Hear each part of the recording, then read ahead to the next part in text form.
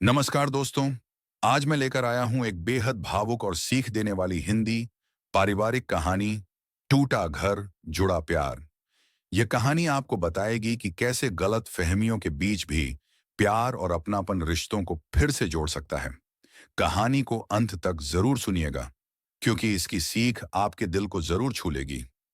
हर परिवार की नींव प्यार, भरोसा और समझ पर टिकी होती है। लेकिन जब कमजोरियां, गैर जरूरी तकरारें और अभिमान घर में घुस जाते हैं, तो वही घर बिखरने लगता है। यह कहानी है एक ऐसे ही टूटते परिवार की, जिसने एक दर्दनाक मोड़ पर जाकर प्यार और रिश्तों की असली कीमत को पहचाना। आज खाना किसने बनाया है? राहुल ने ऑफिस से आते ही झल्लाते हुए पूछा। राहुल, उसकी पत्नी सरल और उसकी मां शारदा देवी, ये तीन लोग एक ही घर में रहते थे। लेकिन पिछले 2 सालों में घर में जैसे शांति नाम की कोई चीज बची ही नहीं थी। छोटी छोटी बातों पर तनाव बढ़ता जा रहा था। राहुल काम के दबाव में चिड़चिड़ा हो चुका था। शारदा देवी को लगता था कि सरल घर को ठीक से संभाल नहीं रही, और सरल को लगता था कि उसके हर काम में कमियां ही निकाली जाती हैं। रोज का वातावरण तकरार से भरा रहता था। उस दिन सरल ने कहा, मैंने बनाया है खाना, आप पहले हाथ मुंह धो लीजिए, फिर सर्व करती हूं। राहुल ने बिना कुछ सोचे कहा, क्यों? मम्मी ने क्यों नहीं बनाया? उन्हें क्या काम है? यह सुनते ही शारदा देवी का चेहरा उतर गया। बेटा, मैंने तो सुबह सुबह से पूजा पाठ किए हैं, ऊपर से मेरी घुटनों की दर्द भी। लेकिन राहुल ने उनकी बात को बीच में ही काट दिया। तो क्या सरल के पास सारी जिम्मेदारी है? घर भी वही संभाले, खाना भी वही बनाए? सरल गहरी सांस लेकर बोली, आपको लगता है कि मैं कोई शिकायत करती हूं? मैं तो बस वही कर रही हूं जो सही लगता है। लेकिन राहुल गुस्से में बोला, तुम दोनों से ही परेशान हूं। न मम्मी खुश रहती हैं, न तुम। घर में फिर एक चुभती हुई चुप्पी फैल गई। अगले दिन सुबह सुबह ही बहस और तेज हो गई।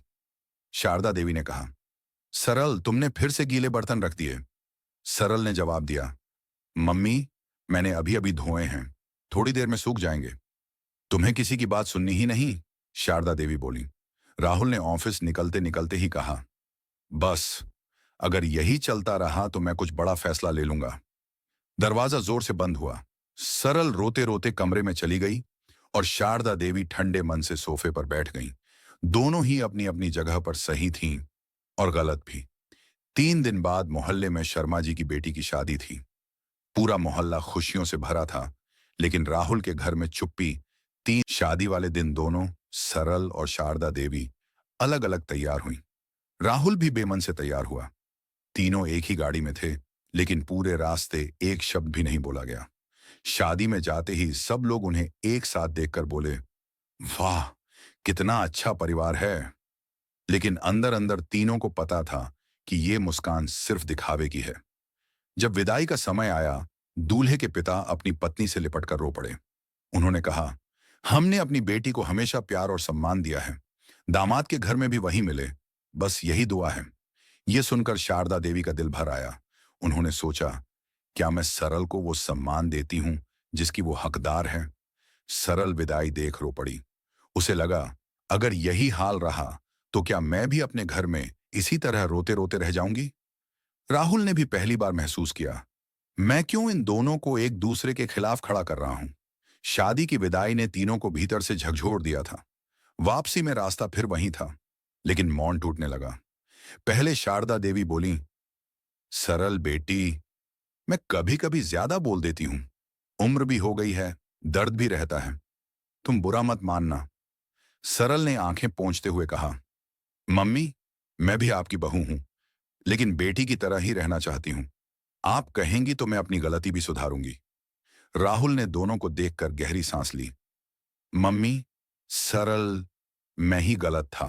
मैं ऑफिस के तनाव में घर की बातों को समझ नहीं पा रहा था। लेकिन अब से मैं कोशिश करूंगा कि आप दोनों को एक साथ रखूं, अलग नहीं। तीनों पहली बार खुलकर बात कर रहे थे। अगले दिन घर का माहौल बदला हुआ था। शारदा देवी रसोई में धीरे धीरे सब्जी काट रही थीं। सरल ने आते ही कहा, मम्मी, आप रहने दीजिए, मैं कर लेती हूं। आपके घुटनों में दर्द होता होगा। शारदा देवी मुस्कुराईं। नहीं बेटी, आज मुझे तुम्हारी मदद करनी है, चलो मिलकर बनाते हैं। राहुल ऑफिस जाने लगा तो बोला, आज खाना तैयार है? लेकिन इस बार यह ताना नहीं, मजाक था। सरल हंसते हुए बोली, हाँ, आज मम्मी ने ही बनाया है और मैं उनकी सहायक हूं। शारदा देवी ने हंसते हुए कहा, देखा, टीम वर्क को कहते हैं। राहुल मुस्कुराते हुए ऑफिस चला गया। कुछ दिनों बाद घर में तीज का त्योहार था। सरल ने पूरे घर को साफ किया, लिप्त पोत कर सजा दिया। शारदा देवी ने उसे तैयार कराया, मेहंदी लगाई, चूड़ियां पहनाई। राहुल बोला, आज तो मेरी पत्नी बहुत सुंदर लग रही है। शारदा देवी हंसकर बोली, अरे, मैंने तैयार किया है तो सुंदर तो लगेगी ही। पहली बार सरल ने महसूस किया कि वह इस घर की सिर्फ बहू नहीं, बेटी है। कुछ महीनों बाद एक दिन सरल को तेज बुखार हो गया। शारदा देवी ने सारा दिन उसके सिर पर पट्टी रखी, दवा दी। राहुल ऑफिस से भागता हुआ आया। सरल ने कहा, मम्मी, आप क्यों पूरा दिन परेशान हुई? मुझे लगा आप नाराज होंगी।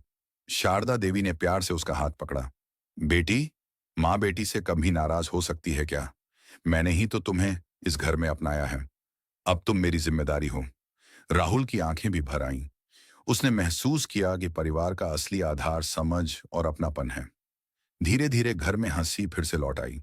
अब हर रविवार को तीनों साथ बैठकर चाय पीते, टीवी देखते और बातें करते। राहुल अब अपनी माँ और पत्नी के बीच गलत फहमियां न पनपने देता।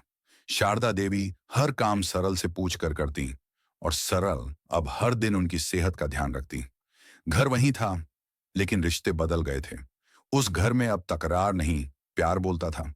रिश्तों में दूरी तब आती है जब हम संवाद बंद कर देते हैं। परिवार तभी चलता है जब हर सदस्य थोड़ा झुकता है, थोड़ा समझता है। सबसे मजबूत घर वह है जहां आदर, प्यार और धैर्य हो। माँ और बहू का रिश्ता तभी मीठा होता है जब दोनों एक दूसरे को बेटी और माँ की तरह अपनाएं।